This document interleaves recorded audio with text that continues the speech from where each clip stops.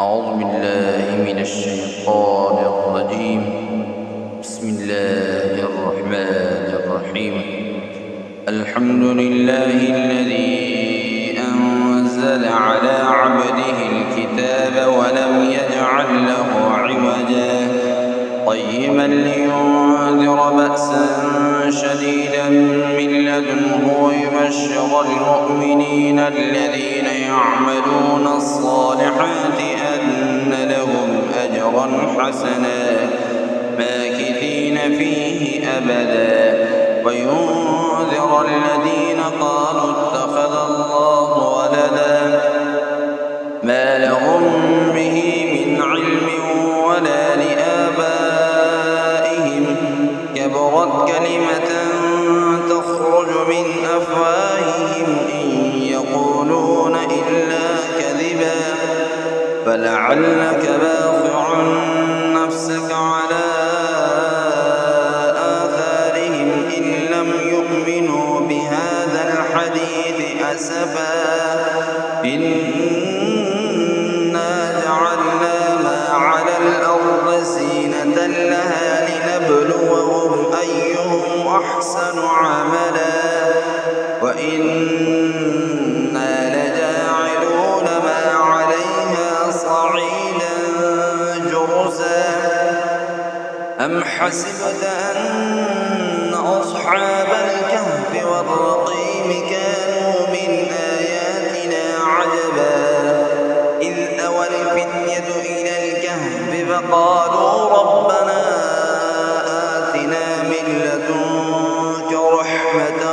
وهيئ لنا من أمرنا رشدا فضربنا على آذانهم في الكهف سنين عددا ثم بعثناهم لنعلم أي الحزبين أحصى لما لبثوا أمدا نحن نقص عليك نبأهم بالحق إنهم فتية آمنوا بربهم وزدناهم هدى وربطنا على قلوبهم إذ قاموا فقالوا ربنا رب السماوات والأرض لن ندعو من دونه إلها لقد قلنا إذا شططا هؤلاء قومنا اتخذوا من دونه آلهة لولا يأتون عليهم بسلطان بين فمن أظلم ممن افترى على الله كذبا وإذ اعتزلتموهم وما يعبدون إلا الله فأووا إلى الكهف ينشر لكم ربكم من رحمته ويهيئ لكم من أمركم مرفقا وترى الشمس إذا طلعت تزاور عن كهفهم ذات اليمين وإذا غربت تقرضهم ذات الشمال وهم في فجوة منه ذلك من آيات الله من يهد الله فهو المهتد ومن يضلل فلن تجد له وليا مرشدا وتحسبهم أيقاظا وهم رقود ونقلبهم ذات اليمين وذات الشمال وكلبهم باسط ذراعيه بالوصيد لو اطلعت عليهم لوليت منهم فرارا ولملئت منهم رعبا وكذلك بعثناهم ليتساءلوا بينهم قال قائل منهم كم لبثتم قالوا لبثنا يوما أو بعض يوم قالوا ربكم أعلم بما لبثتم فابعثوا أحدكم بورقكم هذه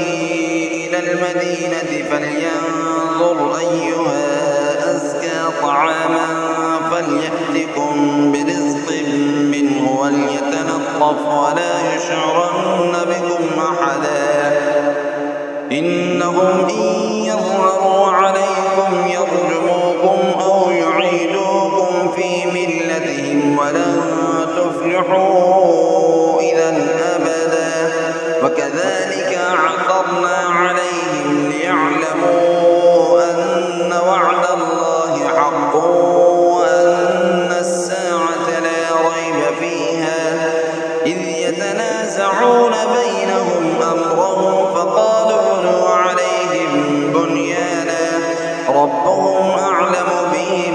قال الذين غلبوا على أمرهم لنتخذن عليهم مسجدا سيقولون ثلاثة رابعهم كلبهم ويقولون خمسة سادسهم كلبهم رجما بالغيب ويقولون سبعة وثامنهم كلبهم قل ربي أعلم بعدتهم ما يعلمهم إلا قليل فلا تمار فيهم إلا مراء ظاهرا ولا تستفت بهم منهم أحدا ولا تقولن لشيء إني فاعل ذلك غدا إلا أن يشاء الله واذكر ربك إذا نسيت وقل عسى أن يهديني ربي لأقرب من هذا رشدا ولبثوا في كهفهم 300 سنين وازدادوا 9 قل الله أعلم بما لبثوا له غيب السماوات والأرض أبصر به وأسمع ما لهم من دونه من ولي ولا يشرك في حكمه أحدا واتل ما أوحي إليك من كتاب ربك لا مبدل لكلماته ولن تجد من دونه ملتحدا واصبر نفسك مع الذين يدعون ربهم بالغداة والعشي يريدون وجهه ولا تعد عيناك عنهم تريد زينة الحياة الدنيا ولا تطع من أغفلنا قلبه عن ذكرنا واتبع هواه وكان أمره فرطا وقل الحق من ربكم فمن شاء فليؤمن ومن شاء فليكفر إنا أعتدنا للظالمين نارا أحاط بهم سرادقها وإن يستغيثوا يغاثوا بماء كالمهل يشوي الوجوه بئس الشراب وساءت مرتفقا إن الذين آمنوا وعملوا الصالحات إنا لا نضيع أجر من أحسن عملا أولئك لهم جنات عدن تجري من تحتهم الأنهار يحلون فيها من أساور من ذهب ويلبسون ثيابا خضرا من سندس واستبرق متكئين فيها على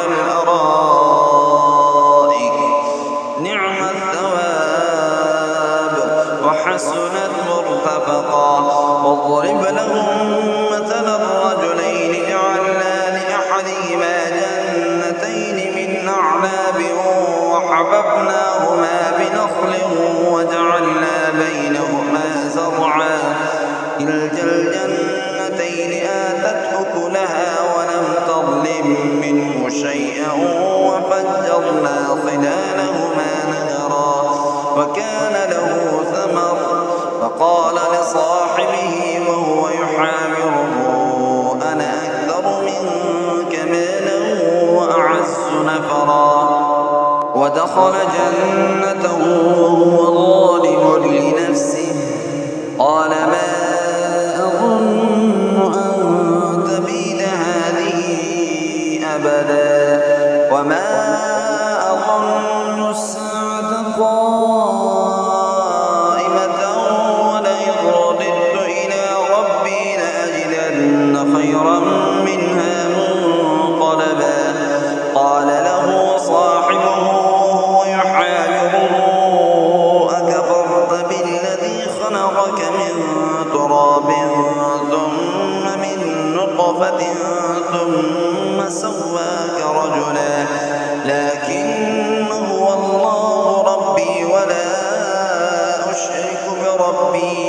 أحدا ولولا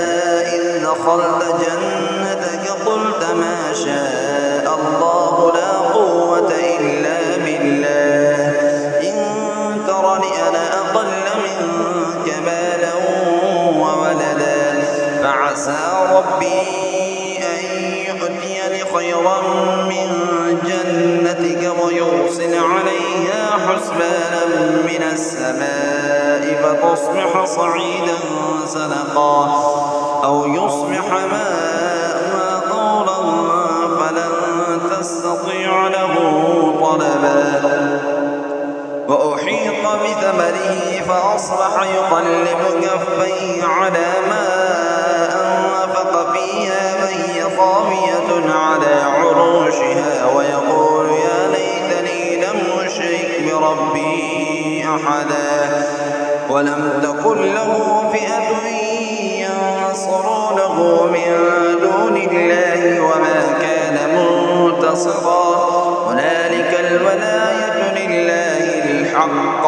هو خير ثوابا وخير عقبا واضرب لهم مثل الحياة الدنيا كماء أنزلناه من السماء فاختلط به نبات الأرض فأصبح هشيما تذروه الرياح وكان الله على كل شيء مقتدرا المال والبنون زينة الحياة الدنيا والباقيات الصالحات خير عند ربك ثوابا وخير أملا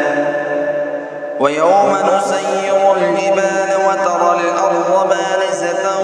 وحشرناهم فلم نغادر منهم أحدا وعرضوا على ربك صفا لقد جئتمونا كما خلقناكم أول مرة بل زعمتم أن لن نجعل لكم موعدا ووضع الكتاب فترى المجرمين مشفقين مما فيه ويقولون يا ويلتنا ما لهذا الكتاب لا يغادر صغيرة ولا كبيرة إلا أحصاها ووجدوا ما عملوا حاضرا ولا يظلم ربك أحدا وإذ قلنا للملائكة اسجدوا لآدم فسجدوا إلا إبليس كان من الجن ففسق عن أمر ربه أفتتخذونه وذريته أولياء من دوني وهم لكم عدو بئس للظالمين بدلا ما أشهدتهم خلق السماوات والأرض ولا خلق أنفسهم وما كنت متخذ المضلين عضدا ويوم يقول نادوا شركائي الذين زعمتم فدعوهم فلم يستجيبوا لهم وجعلنا بينهم موبقا ورأى المجرمون النار فظنوا أنهم مواقعوها ولم يجدوا عنها مصرفا ولقد صرفنا في هذا القرآن للناس من كل مثل وكان الإنسان أكثر شيء جدلا وما منع الناس أن يؤمنوا إذ جاءهم الهدى ويستغفروا ربهم إلا أن تأتيهم سنة الأولين أو يأتيهم العذاب قبلا وما نرسل المرسلين إلا مبشرين ومنذرين ويجادل الذين كفروا بالباطل ليدحضوا به الحق واتخذوا آياتي وما أنذروا هزوا ومن أظلم ممن ذكر بآيات ربه فأعرض عنها ونسي ما قدمت يداه إنا جعلنا على قلوبهم أكنة أن طهور وفي آذانهم وقرا وإن تدعهم إلى الهدى فلن يهتدوا إذا أبدا وربك الغفور ذو الرحمة لو يؤاخذهم بما كسبوا لعجل لهم العذاب بل لهم موعد لن يجدوا من دونه موئلا وتلك القرى أهلكناهم لما ظلموا وجعلنا لمهلكهم موعدا وإذ قال موسى لفتاه لا أبرح حتى أبلغ مجمع البحرين أو أمضي حقبا فلما بلغا مجمع بينهما نسيا حوتهما فاتخذ سبيله في البحر سربا فلما جاوزا قال لفتاه آتنا غداءنا لقد لقينا من سفرنا هذا نصبا قال أرأيت إذ أوينا إلى الصخرة فإني نسيت الحوت وما أنسانيه إلا الشيطان أن أذكره واتخذ سبيله في البحر عجبا قال ذلك ما كنا نبغ فارتدا على آثارهما قصصا فوجدا عبدا من عبادنا آتيناه رحمة من عندنا وعلمناه من لدنا علما قال له موسى هل أتبعك على أن تعلمني مما علمت رشدا قال إنك لن تستطيع معي صبرا وكيف تصبر على ما لم تحط به خبرا قال ستجدني إن شاء الله صابرا ولا أعصي لك أمرا قال فإن اتبعتني فلا تسألني عن شيء حتى أحدث لك منه ذكرا فانطلقا حتى إذا ركبا في السفينة خلقها قال أخرقتها لتغرق أهلها لقد جئت شيئا إمرا قال ألم أقل إنك لن تستطيع معي صبرا قال لا تؤاخذني بما نسيت ولا ترهقني من أمري عسرا فانطلقا حتى إذا لقيا غلاما فقتله قال أقتلت نفسا زكية بغير نفس لقد جئت شيئا نكرا قال ألم أقل لك إنك لن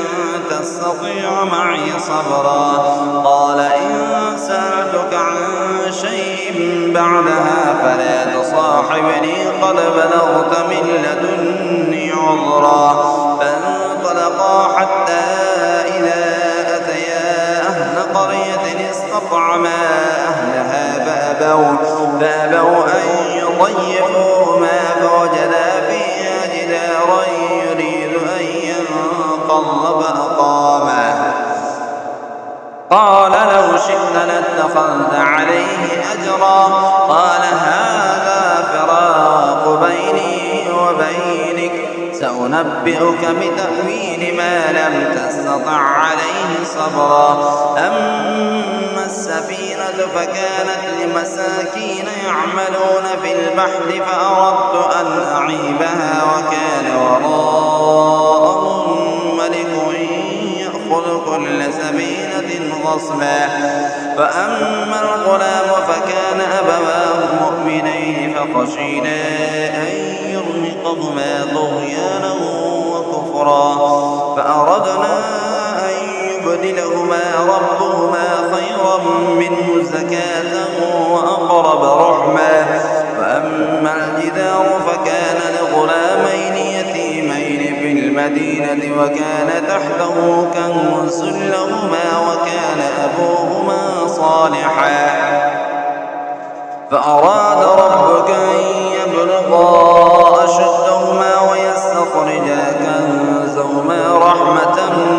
ربك وما فعلته عن أمري ذلك تأويل ما لم تسطع عليه صبرا ويسألونك عن ذي القرنين قل سأتلو عليكم منه ذكرا إنا مكنا له في الأرض وآتيناه من كل شيء سببا فأتبع سببا حتى إذا بلغ مغرب الشمس وجدها تغرب في عين حمئة ووجد عندها قوما قلنا يا ذا القرنين إما أن تعذب وإما أن تتخذ فيهم حسنا قال أما من ظلم فسوف نعذبه ثم يرد إلى ربه فيعذبه عذابا نكرا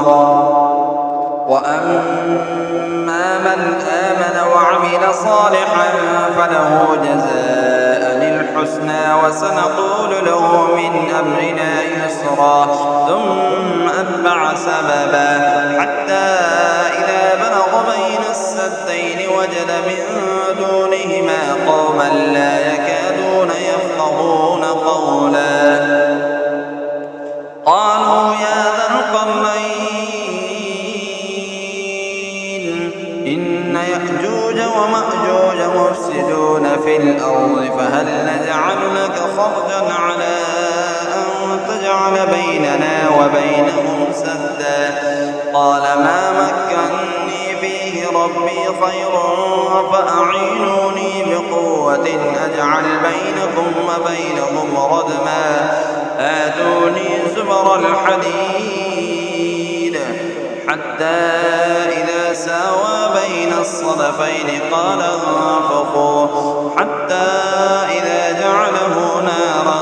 قال آتوني أفرغ عليه قطرا فما استطاعوا أن يظهروه وما استطاعوا له نقبا قال هذا رحمة من ربي فإذا جاء وعد ربي جعله دكا وكان وعد ربي حقا وتركنا بعضهم يومئذ يموج في بعض ونفخ في الصور فجمعناهم جمعا وعرضنا جهنم يومئذ للكافرين عرضا الذين كانت أعينهم في غطاء عن ذكري وكانوا لا يستطيعون سمعا أفحسب الذين كفروا أن يتخذوا عبادي من دوني أولياء إنا أعتدنا جهنم للكافرين نزلا قل هل ننبئكم بالأخسرين أعمالا الذين ضل سعيهم في الحياة الدنيا وهم يحسبون أنهم يحسنون صنعا أولئك الذين كفروا بآيات ربهم ولقائه فحبطت أعمالهم فلا نقيم لهم يوم القيامة وزنا ذلك جزاؤهم جهنم بما كفروا واتخذوا آياتي ورسلي هزوا إن الذين آمنوا وعملوا الصالحات كانت لهم جنات الفردوس نزلا خالدين فيها لا يبغون عنها حولا قل لو كان البحر مدادا لكلمات ربي لنفد البحر قبل أن تنفد كلمات ربي ولو جئنا بمثله مددا قل إنما أنا بشر مثلكم يوحى إلي أنما إلهكم إله واحد فمن كان يرجو لقاء ربه فليعمل عملا صالحا ولا يشرك بعبادة ربه أحدا.